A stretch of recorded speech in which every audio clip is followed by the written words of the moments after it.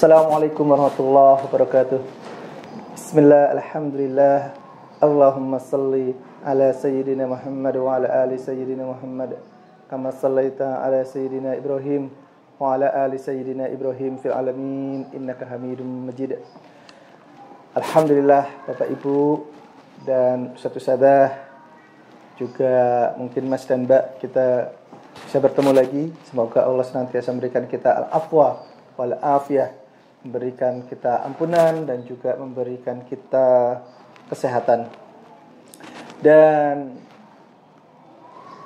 kaum muslimin, ikhwani, hafizakumullah, kali ini kita akan berbicara tentang sebuah topik yang sebenarnya bisa dibilang sederhana dan di satu sisi juga bisa dibilang kompleks. Dibilang sederhana karena sudah ada kerangkanya, dan bisa dibilang kompleks karena kemudian ada sebagian dari kaum muslimin atau sebagian dari manusia yang kemudian merasa rumit karena belum bisa keluar dari beban yang mendera mereka. Tema apakah ini? Kita sama-sama tahu, insya Allah ini adalah tema terkait cinta. Sebagian orang sudah bisa memetakan masalah cinta dengan sederhana karena sudah ada kerangkanya. Sebagian lagi sangat sulit untuk kemudian bisa mengurai. Hari-harinya kemudian terbebani oleh masalah yang disebabkan atau berkaitan dengan cinta. Ikhwani, hafizakumullah, dalam surah At-Taubah ayat 24 Allah berfirman, Qul in kana aba'ukum wa abna'ukum wa ikhwanukum wa azwajukum wa ashiratukum wa amwalun iktaraftumuha wa tijarah takhshawna kasadaha wa masakin tardawnaha habba ilaikum minallah wa rasulih wa jihadin fi sabilih fatarabbasu hatta ya'tiyallahu bi amrih.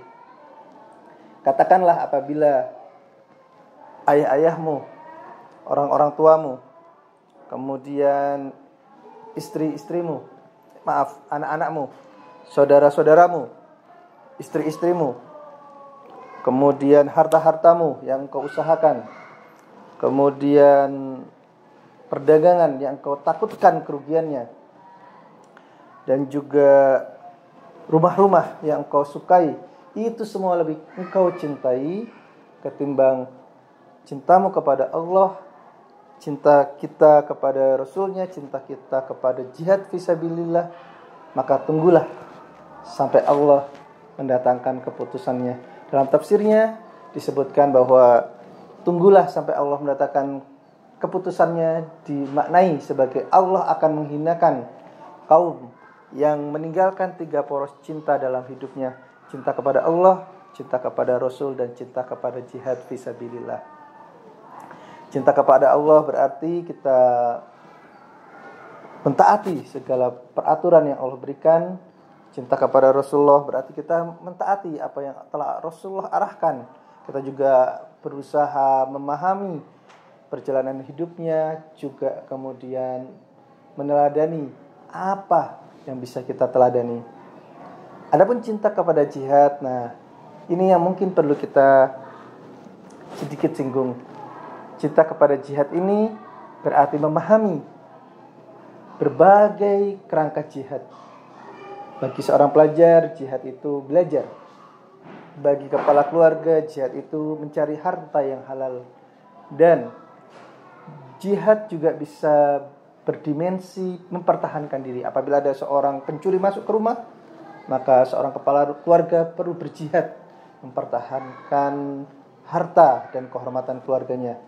Begitu juga di masa lalu, di saat kemerdekaan, ketika ada penjajah datang, para ulama menyerukan untuk jihad membela tanah air. Sehingga kemudian 3 poros cinta ini perlu dipahami oleh seorang muslim. Gambaran sederhananya kita ambil beberapa contoh. Misalkan cinta anak kepada bapaknya. Bapak ini habis ronda malam, waktu subuh telah tiba, bahkan hampir habis. Maka sang anak saking cintanya kepada bapak, maka sang anak ini membangunkan sang bapak untuk segera sholat subuh. Setelah itu bapak boleh tidur lagi. Apabila sang anak tidak mencintai bapaknya, atau sang anak ini mencintai bapaknya dengan lepas dari kerangka cinta kepada Allah, mungkin sang bapak akan dibiarkan tidur. Tetapi sang anak memahami bahwa cinta kepada bapak perlu terhubung kepada cinta kepada Allah Subhanahu wa taala. Adapun cinta kepada teman, maka yang paling penting untuk dilakukan adalah bagaimana sama-sama untuk terus berkembang dalam kebaikan, saling menasihati, memotivasi, saling menjaga, dan mengingatkan apabila ada kesalahan-kesalahan yang dilakukan. Kalau ada teman atau sahabat melakukan kesalahan, tidak akan ada pembiaran, tapi ditegur dengan santun agar kemudian sama-sama berada dalam jalan kebaikan. Bagaimana dengan cinta dengan lawan jenis? Ini adalah sesuatu yang sudah dikerangkakan sebagaimana kerangka yang tadi. Bagaimana cinta kepada lawan jenis ini terhubung dengan cinta kepada Allah, Rasul, dan jihad fisabilillah. Intinya, apabila cinta kepada lawan jenis ini sudah terhinggap, maka sebuah pertanyaan perlu dijawab. Apakah cinta ini bisa diselesaikan dengan pernikahan? Apabila tidak, maka lebih baik seseorang memohon kepada Allah, ya Allah, gantikanlah cinta ini, cinta kepada lawan jenis ini dengan cinta yang lain. Cinta untuk menuntut ilmu, cinta untuk beramal soleh, cinta untuk menekuni hobi yang baik, dan seterusnya. Dan memang perlu untuk seseorang memahami bahwa ada banyak jenis cinta yang kemudian perlu untuk dipahami dan dijalani.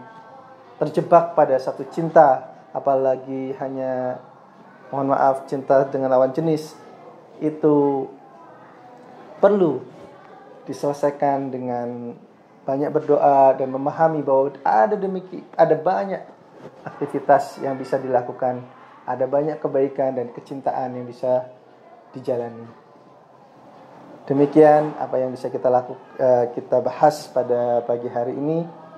Sungguh, ketika seorang muslim memahami kerangka dasar dari cinta ini, kemudian berusaha menjalani hidup dengan 3 kerangka cinta ini, insya Allah hidupnya akan dalam keadaan baik.